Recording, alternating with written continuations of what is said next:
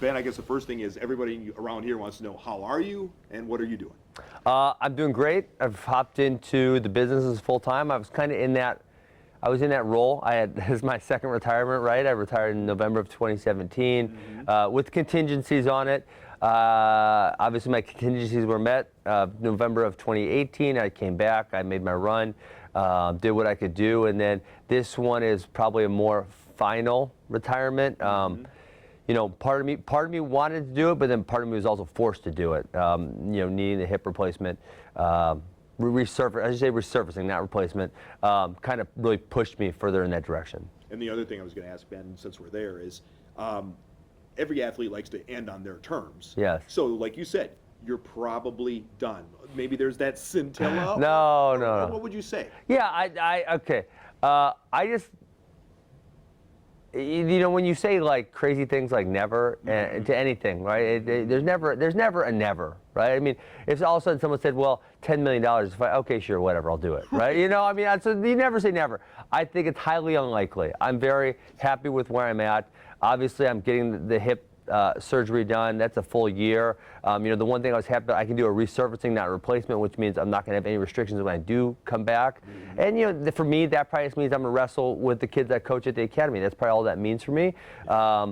So I never want to say never because I think that's too gross a statement. Obviously, we know in sports, you know, it's funny, I always grew up reading a whole lot of biographies about people, and I always thought, like, why are these guys coming back? And you think of, like the one person comes to mind, like Barry Sanders, retired early, never came back. Besides that, you can't name a lot of other people that did that. And it's like, now I'm 35, and I always wanted to be retired way before 35. I never saw myself competing this long. But it's like, it doesn't matter how old you are, there's still something inside you as a competitor that loves to compete. It's just fun. It's like, and my wife finally asked me, she's like, you know what, Ben, I've never asked you, like, what does that walk to the cage feel like? What does it feel like when the announcer's saying your name? It's like, Amy, if I got to have that feeling every day, I would do it every day. It's like a drug. It's like a drug. You do all this work. People don't do that when you go do the dishes or when you're playing, you know, ultimate frisbee or something like that. They don't. Sure. And so I got to assume it's, you know, running out Lambeau Field and 70,000 people are cheering, or you throw a touchdown. It's like, dude, you don't get those feelings in regular everyday life. And so I think there's always a party that says, wow, no matter what it is, no matter how old you are, how far out you are, there's something that always says, I miss that. And then the second part that is, there's some part of you who in your brain there's still a 25-year-old you that says, I can do that. I can still do that. And, you know, now you're 35, now you're 38, now you're 40. And the smart part of your brain says, I can't do that. I'm not that guy anymore. It's like the old country song, I'm not as good as I once was, but I'm as good once as I ever was. Is that yes, no, thinking? I mean, you know, when you say that line, it makes me think of Brett Favre. Yeah. You know, he's a great competitor, not a great football player, but a great competitor who just loved to compete. And, you know, one of the things that made Brett Favre so lovable was his competitive spirit was so outgoing. Yes. Like, you didn't have to ask him, you could see it, you could feel it. And that's what people, it was contagious, but that's what people loved about him. And so, yeah, I mean, and that's exactly it, Lance, is like, I could have some performances like I did. I can have some practices like I had when I was 25. But, you know, when I was 25 or 21 or 22, I could do them every single day. I could wake up, go, wake up, go, wake up, go. And now I do one of those, I'm like, oh, man, I'm sore. That's it for the week. I got to go late the rest of the week. Now you're making me feel my friend, because we go way back. Yep. So the next question is, did you, in your mind, for the most part, accomplish what you wanted to? State champion, unbelievable career in Missouri, you know, Olympics, multi-organizational MMA champion. You got to the UFC. Did you do everything you wanted to? Well, I would say, you know, what age a kid am I, right? Because I would say I went far past most kids' furthest dreams, is what I would say. You know, I came up short in the two pinnacles, right? When I got my opportunity in the UFC, which wasn't when I wanted it, but that's when I got it. And then obviously the Olympics in 2008, I came up a little bit short. But I think what you realize as an adult about those situations, like, it is, you know, the people say this all the time, but it's true. The difference between winning and losing is inches, right? It's inches. And so, listen, you do everything you can. The Olympics, you get one shot every 4 years. It's not like I can go say, hey, I messed up. Let me go again next week. You know, it's like, so you're going to win sometimes and lose sometimes. And, man, I reached such high levels in both sports that this point, I feel as though I have no regrets. And you put it well, Ben, because I always felt bad for a while for Dan Jansen because it was like he dominated his sport, and yet everybody kind of half looked at him like a failure because on the biggest. Yeah. But then he finally got his gold. So yeah, but that's one thing where athletes have an issue with society. It's like, listen, society loves winners. Right. And so when they love you because you win, that's great. Yep. But when you lose by a little bit, and you're not any different than any other time, right? Whether Dan Jansen's a winner or loses by that he's the same guy. Yep. Right? Yep. But society views you differently. And as an athlete, you just got to let that go. So in other words, when you got knocked out, Yeah. how do you view that? What do you think Yeah. about that? It was like, I mean, that it's funny because that's such a turning point in my life. I mean, I literally made the statement too, is if I win this fight, I'm going to be the biggest star in the UFC. And I don't feel listen, I made effing George Masvidal the biggest star in the UFC. I mean, he's top 2, top 3 right now because of that moment in that fight.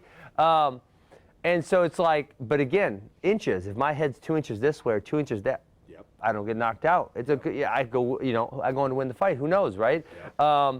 And so what you have to realize as an athlete is, there's some things that are beyond your control. You can control a whole bunch of things, but there's some things that are beyond your control, especially in a sport like MMA where it's one little break, right? There's the guy last weekend, he was winning for 24 minutes and 55 seconds, and he gets knocked out at 24:56. It's like, are those two different people? No, that's the same person. And so you kind of come to this conclusion that if you value yourself based on what other people say about you, life's tough, and so you kind of just got to let all that go. So in other words, Ben, in your mind, whether you get knocked out in the first 5 seconds of the fight, you get knocked out in the 5th round or 3rd round or whatever it is, it's the same thing. You take an L. Is that kind of the way you look at it? I mean, I think really no matter what I've actually been coming up with this phrase, and I think it's really important. And especially, I've become a big proponent of people pushing too much in youth athletics. And when kids tie their identity to the outcome, bad things happen. We never want to tie our identity to the outcome. And I would like you to tie your identity to your effort. Do you give me great effort? If you give me great, that's all as a parent, as a coach, that's all I can ask. And then looking if I can morph out of myself, all I can ask out of myself is great effort, that I do everything I can to succeed. Hey, if the outcome doesn't go my way, sometimes you can't control that. So your legacy, when people remember Ben Askren, you would rather have them remember the effort and the all-out that you gave rather than, like you said, getting knocked out in 5 seconds or this or that or whatever. Yeah, I mean, right? But you never can never control what people are going to remember. People remember what they remember. That's fine. But if you say, NCAA titles, Hodge trophies, Olympian, MMA champion, right? If you remember all those things, like, for me, all I knew I could give was my best effort. And that's what I think I gave. And I think when competitors, when they look at themselves in the mirror, if they can say that I gave a great effort, they generally don't have any regrets. And I say this a lot of times, kids, because kids get caught up, in the high school in the moment doing whatever the cool kids are doing, And I always tell them, hey, listen, you've got a finite time where you're going to compete. If you're lucky like me, I get to do it till I was 35. I was extremely blessed. At the end of the day, if you can look yourself in the mirror and you feel like you gave your best effort, you're going to feel great about it, whether it's 18 or whether it's 35. If at age 18, you look in the mirror and you say, damn, I wish I could have done more. I didn't do this. I didn't do that. That's a life you're going to live with regrets. Yeah, absolutely. Nobody can outwork you. That's the phrase that I always say, Ben. And the other thing is, I know you're passionate about amateur wrestling, helping out University of Wisconsin, expanding, the Askren camp, and so to speak. Maybe talk a little bit about why you're so passionate about it and why you wanted to see it grow in the Milwaukee area. Wrestling. I want to see wrestling grow everywhere. I'm a big proponent of wrestling. I think sport in general teaches a lot of great values to kids. I think wrestling, I'm biased, it's fair, right? I think even more so because of the fact that it's one-on-one and your effort can really control how good you get at something. So wrestling specifically, but every kid, that feeling when you walk out on the mat and you're all by yourself and you got to go put your hands on another person and get it done. I think that's just such an empowering feeling for kids to have. And so Max and I were opening academies 4 and 5. And the other thing we say, people always ask me, how big are you going to grow? Well, I can't tell you the answer to that. Here's what I can tell you.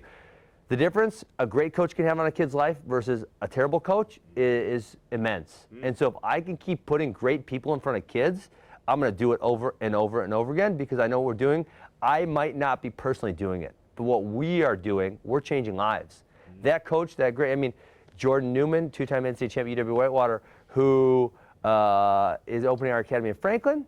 He was an AWA student back in the day. I can tell you, and he would say this 100 times 100, his life was changed by wrestling. His life was made better. He became a different person because of wrestling.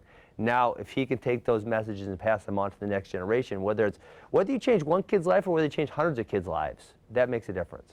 I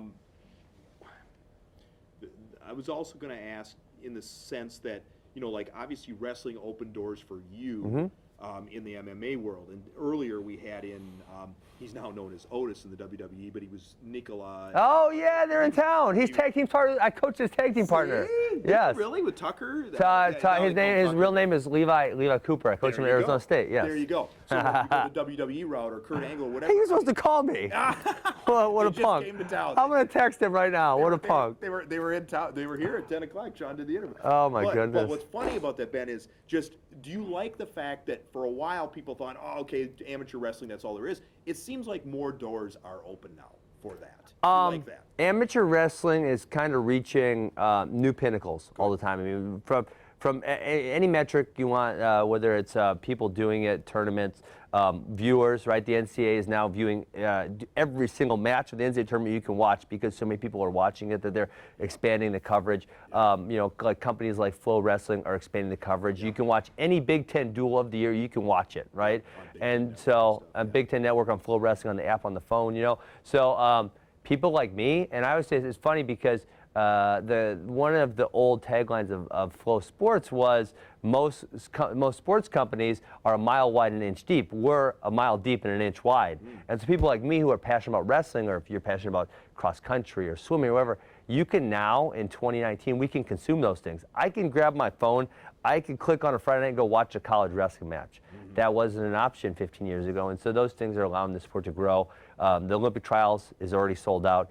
The NCAA Wrestling Championship is in a football stadium this year because there's so much demand. Cool. Yeah, it's really cool. I have a kid that swims, so it's the same thing. It's like at first it's like you can't even hardly find it, and now it's everywhere. Accessible. Yeah. And then the other thing is to grow it even more. I loved your style because you were the funky guy or whatever. Would you like to see amateur wrestling, if possible, have more wrestlers like you to make it more exciting for the general public? I think the literal action in the match obviously helps. What I'm more proponent of is kind of what WWE does. They have a predetermined outcome. There's millions of people that watch it, right? It's what MMA does. It's build personalities, and that's with things like Flow Sports. We are getting to feel for personality. Someone like Seth Gross at Wisconsin, people know what that feels like. Spencer Lee at Iowa, and so they build these. That's not a real relationship, but it's just like a Wisconsin's fans' relationship with Brett Favre, Aaron Rodgers. Yep. They have a relationship from watching them every Sunday. They cheer for them or boo them. They cheer for them or boo them, and so with wrestling growing and becoming more accessible, we're being able to build personalities. Personalities are what draws. I think I also asked you, obviously we have the Tokyo 2020 games coming up, whatever. Are you excited that wrestling gets another shot or whatever you want to say on the Olympic stage? Yeah, I mean, like I said, I think wrestling is growing to a new level. Even, it's called United World Wrestling, the global governing body for the sport. They're slow, but they're making changes. They're becoming better. It's slow, but they are. Yeah, I mean, so obviously the Olympics is the pinnacle of amateur wrestling, and American wrestling specifically. This, so we call it a quad, right? 17, 18, 19, 20. This quad is probably the most successful quad we've ever had.